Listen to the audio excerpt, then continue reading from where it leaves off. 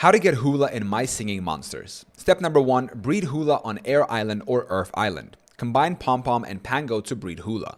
The breeding time is 1 day and 1 hour. Hoola is only available during the summer song season. Step number 2, breed Hoola on Seasonal Shanti. Combine Hoola with another Hoola on certain auxiliary seasonal monsters. Hoola can breed on Seasonal Shanti at any time, regardless of the season. Step number 3, purchase Hoola in the in-game store. Hoola is available for purchase in the market. It costs 225 relics on Air Island and Earth Island or 500 relics on Seasonal Shanti. Step number 4, teleport Hoola to Seasonal Shanti. Feed Hoola to level 15.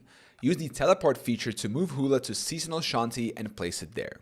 Step number 5, increase Hoola's happiness.